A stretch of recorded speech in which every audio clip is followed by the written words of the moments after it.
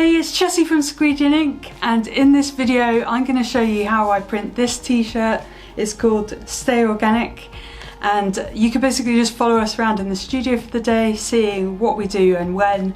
And if you have any questions about the processes that I use in this video or the techniques, just give me some questions in the comments and I'll be sure to answer those quickly.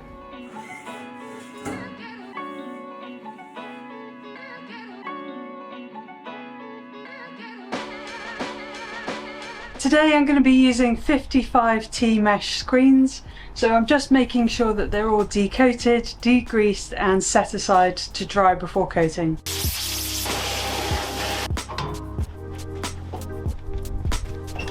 The screens are all perfectly dry because they've been in the darkroom for a little while and I've just tested them.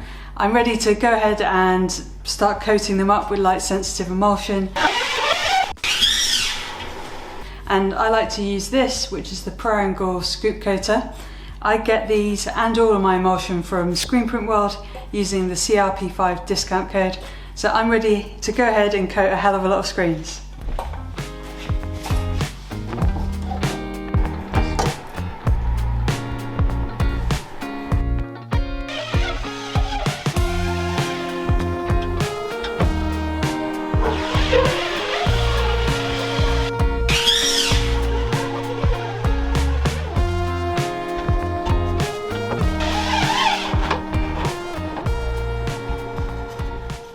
While my screens are drying in the exposure room, I have a little bit of time right now to separate my artwork.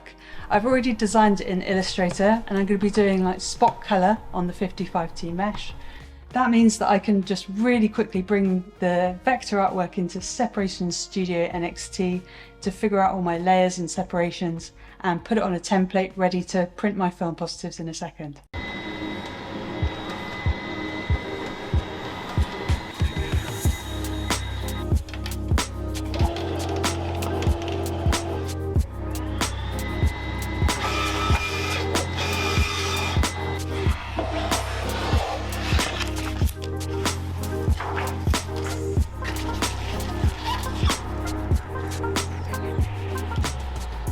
Welcome to my exposure room. In here I've got my massive exposure unit and it has its UV metal halide bulb and vacuum blanket.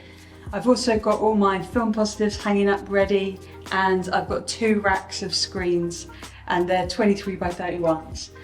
I expose and register all my screens with my exposure guide, and I'm using that in conjunction with the Sep Studio NXT templates. I've made both of those things free on my website so you can download them as well, and I'm going to get on with it.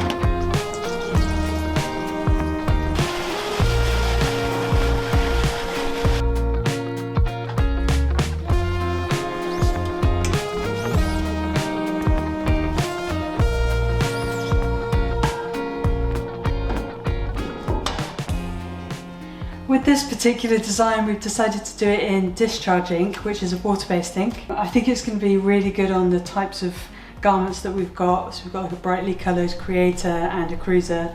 So I'm really excited to see how this turns out. I'm using the Magna Colours range, so I'm just mixing up my pigments and bases now. And this is one where you have to put an activator in it, which means that your ink only has like a shelf life of about 5 hours. So I'm ready to do this now, because when you put the activator in, then you've got about 20 minutes for the activator to fully dissolve in the ink. So this is a good time for me to get all my inks ready, and then as the activator is dissolving in the ink formula, I can be setting up my screens on press.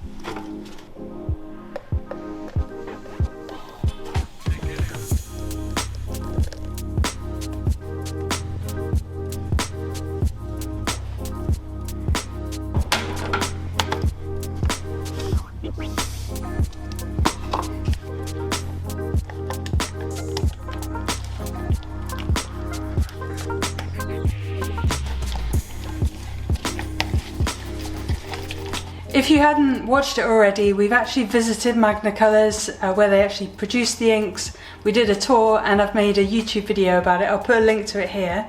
It's just a really great video because it's got loads of tips and they literally show you how to print with discharge inks, which is a little bit different to Plastel.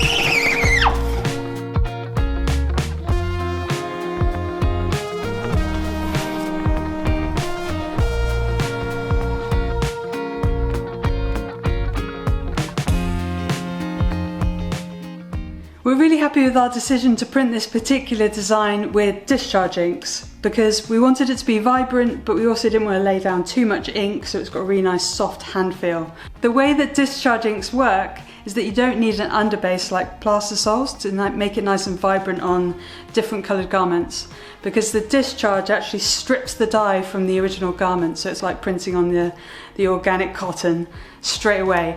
So that's why when you're printing it, it looks a little bit dull, but then when it gets cured, then all these colours become much more vibrant, and then it's really, really nice and soft when the person's wearing it. If you need any more information about printing with discharge inks, we actually do have some blog posts about it and some YouTube videos. I think the main points about using it are that you need to treat it like a water-based ink in terms of printing, so you need to drive the ink into the fabric, and you also need to keep the flood really nice and thick so it's not drying out, and maybe even spraying it with some water to keep all the water circulating in it so it's not drying out and causing difficulties in printing. I'm going to leave a link in the description below on where to find it and what inks we used in this particular design, but let me know any questions you've got in the comments and I'll be sure to pick those up.